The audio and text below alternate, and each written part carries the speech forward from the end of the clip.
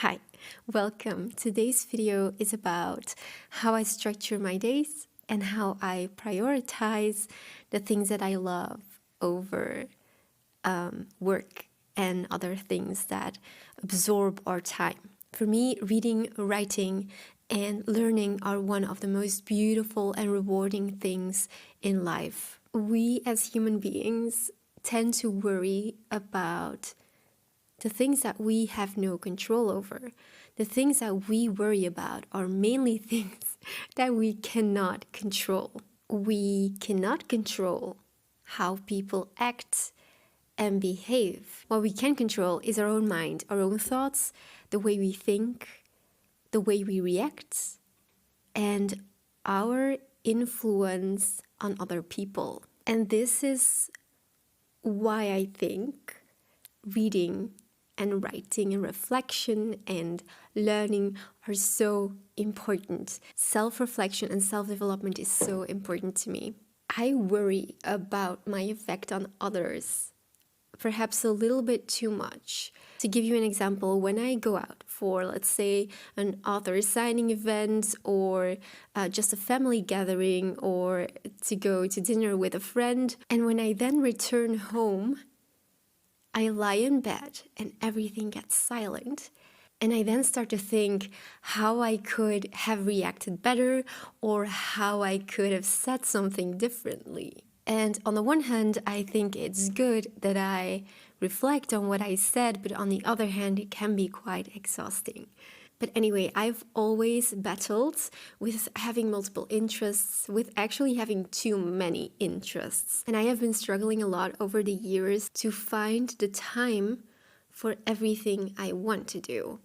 And let me give you a list, first of all of the things that I want to find time for every day, a couple of times a week, or once a week. So my list of activities goes as follows. So obviously I have work, which blocks out a lot of time. I have language learning, self-education, writing, reading, YouTube, and that means recording and editing, workout, and piano music. And on top of that, I also like to make clothing once in a while. Like last weekend, I did a little project where we fixed the scratching post of my cat, and I wanted to make new pillows because the old ones were getting a bit worn. So I made new pillowcases and they turned out really well. So once in a while I also sew things, but it's not really a priority. And a question I get asked so many times is, how do you find the time to do so many things? First of all, I have a different mindset when it comes to work and life balance. I don't, and I've never wanted a job that drains me. And that means that I will make less money because I'm not ambitious. I don't want to climb up the ladder. I'm not interested in making promotion, putting my career first, giving all my energy to my job, to then come home and have nothing left, to feel drained and to not have the energy to read, to write, to do the things that I love. It's like Marius says in Les Misérables, to do as little material work as possible in order to work the more at immaterial things. So I want to have my energy left at the end of the day. I don't want to feel drained. There's also a quote by Monsieur Mabeuf, also from Les Misérables, and I think this is the one passage. If I could pick one passage that resonates the most with me, it will be this one. Like everyone else, he had a label, since at that time nobody could live without one, but his ism was of a non-committed kind. He was not a royalist, a Bonapartist, a Chartist, an Orleanist, or an anarchist, simply a bookist. And this is what I feel. I don't need to be labeled anything else. So first of all, it's obviously the mindset, a click inside my head. Secondly, it is the impulse to live slowly. I also value solitude and silence, and perhaps this has to do with me being high sensitive. Not a lot of people know this, but I am high sensitive. I cannot stand loud noises. I always carry my earplugs everywhere I go. I don't like big crowds. I'm a very emotional person. I feel very deeply. I also think that you have to be able to reduce noise. And by that I mean from the outside world, and especially from social media or technology. Let's call it digital hygiene. And then finally, I see thinking as an activity in itself. I really believe that if you want to dig into your own thoughts, if you want to get to know yourself on a very deep level, then you have to write about what you think. So let's talk about rituals. I can tell you what my rituals are, but I don't think they will be helpful because, we're all different, and what works for me won't necessarily work for you. But what you can do is you can take a look what works as a morning and an evening ritual. What do you like to do in the morning, and what do you like to do in the evening? Your morning ritual can really set the tone for the rest of the day and motivate you, and your evening ritual should be something that calms you down, like reading. Possibly you also want to keep the very demanding tasks for the morning and the less demanding tasks for the evening. If this works for you, you can set blocks of time for reading, writing, reflection, studying, and these are going to be blocks where you're going to work on something in a really focused way. I personally like making lists, so something you can do if you like that and if it inspires you is you can make lists, checklists, things you want to do. Perhaps make a list of every activity that you love doing. So just like the list that I gave you earlier, you can make a list of your own. Just write down everything that you would do in an ideal week. So next, let's talk about reading habits. I have the goal to read at least 2 hours a day, and that goal is not too difficult to reach for me. I have deep reading material and I have light reading material. So I always have multiple books going at the moment. For example, just to give you an example, I have a biography going of Leonardo da Vinci, and this is an easy read. Then I have The Bride of Lammermoor by Sir Walter Scott that we are reading with the book club. This is a difficult read. This is also a read where I summarize every chapter. I journal about it, I make notes. So this is a high effort read. And then I have a work going in another language, which is French for me. And I'm currently reading, it's Madame Figlia or something. I will put it on screen, by Honoré de Balzac. And that's also reading material that I really have to concentrate on. So I also save that to do half an hour a day or a couple of pages a day. And that is part of my daily language learning. So how do I pick the next book to read? Let's say I finish the biography of Leonardo da Vinci, then I will pick something else that falls into the category of easy reads. If I finish The Bride of Lammermoor, I will replace it by a difficult read or a more intensive read. And when I finish my French novel, I will pick another French novel. And so when I don't have the energy, let's say I had a really difficult day and I don't feel like reading the Bride of Lammermoor, then I can just pick up the biography and do my reading that way, and I won't have to feel guilty. When you only have one book going on, it is so easy to say, I won't read today. And this is something that I want to avoid. And if you haven't tried that yet, I highly recommend giving that a go. It could be that it doesn't work for you. That's all right. But then at least you tried it and it really changed my reading. So let's talk about protecting your time. One of the most important things here is to learn to say no. If you don't want to go somewhere, do something, just learn to think of yourself first. Also, if you feel like you don't have enough time for yourself, just open up a conversation about this with your partner or with your children or with anyone who's living with you, and just talk about it. I am married to a man who loves gaming. He doesn't read.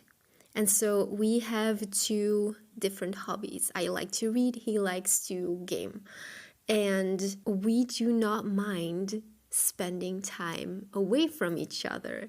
We spend a lot of time together, but I think it's also healthy to have separate activities, and it works perfectly for us. I also want to say, and this is a trap that I have to be careful for every single day, and that is to not try to use every minute of my day to try and be productive, because sometimes you need to do nothing. And by nothing, I mean emptying your mind. Go on a walk without your phone, without music. Go on a walk. Take a long bath and don't use your phone. Don't listen to anything. Just spend time in your own mind and do something relaxing. Because it's also very important to turn everything off once in a while, especially when you demand so much of yourself. So, what do you want to do every day, every week, every month, every season? I often fell into the trap of planning out every minute. And then I would go like Saturday from 9 to 10 I would do this. From 10 to 12 I would do this. From 12 to 2 I would do this. I often ended up doing something entirely different. So I noticed that this didn't work for me. I do not plan out every hour of every day anymore. I leave 1 or 2 days completely open where I can do whatever I want. It's like being flexible, but at the same time being very committed.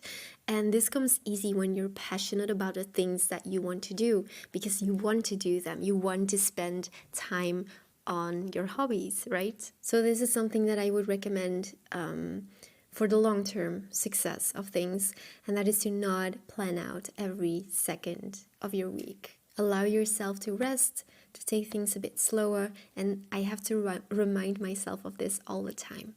Eat healthy, drink your water, get your body moving, exercise, and just let slowness be a part of your day. One thing that I want to work on and do more is to go back to the notes that I took, because I have a lot of commonplace books and I want to go back to them more often and reread what I wrote, because it will help me remember things, and like rereading favorite quotes and passages from books, because it's like a dream to be able to quote from authors that I admire just from the top of my head.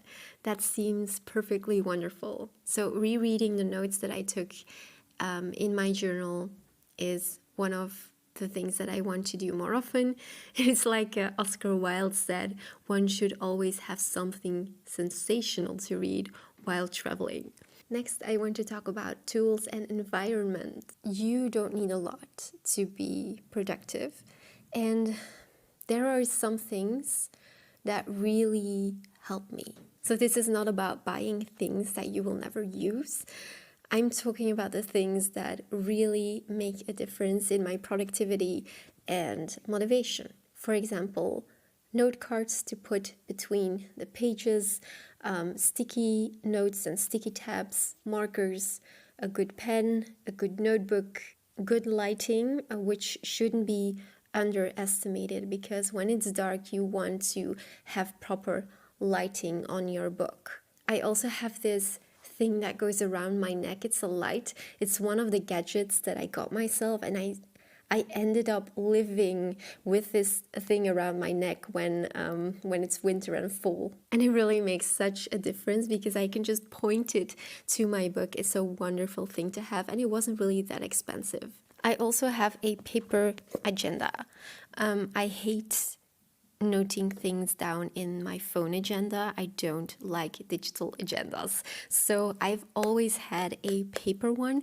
This is from Peter Popper. I love their brand. They have such beautiful designs. And it looks a little bit like paper blanks actually, and the quality of the paper is really good. I can write in here with my fountain pens and it won't bleed through. So yes, my paper agenda. And then of course I have all of my notebooks, and like this is my like catch-all commonplace book, and this goes with me every day. It goes in my handbag, and inside is, well, I have all of my cards, and inside is a travel journal notebook, and I use this for anything. When I'm reading on the train, I will write any thoughts that come to me. So it doesn't really have a structure. It's just like a catch-all, and everything that I think about, everything that I want to write in this goes in here. And then I can always transfer notes into Notion at night or into my other commonplace books later. But yeah, this one doesn't have any rules, and it's what I like about it. So this is actually my wallet and my journal in one. I already have made videos about my journals and commonplace books, so if you're interested, you can go and watch those as well. A lot of people I meet or talk to tell me that they don't have any hobbies, that they only have their work, or they have their work and they have hobbies, but they never get to do them because they are too tired at the end of the day. If you don't have any hobbies, but you would like to have one, and I highly recommend like trying something new, learn a new language, or learn to play an instrument, or learn embroidery. It is just fun to challenge yourself, and it's never too late to start a hobby, especially reading. Reading is it's such a wonderful thing.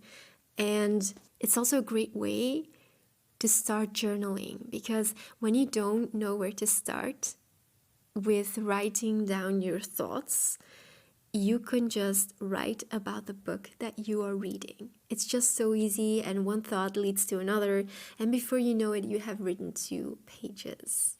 It's also fun to challenge yourself, to ask yourself, what are your blind spots? What do I want to work on? So we have talked about environment and mindset and rituals, reading habits, writing habits. I hope that you got something out of this. I just want to also mention that my situation isn't yours. I don't have any kids, and I cannot imagine how much more difficult finding time for yourself is when you have kids. I hope this was helpful somehow, and I'm looking forward to seeing you next week.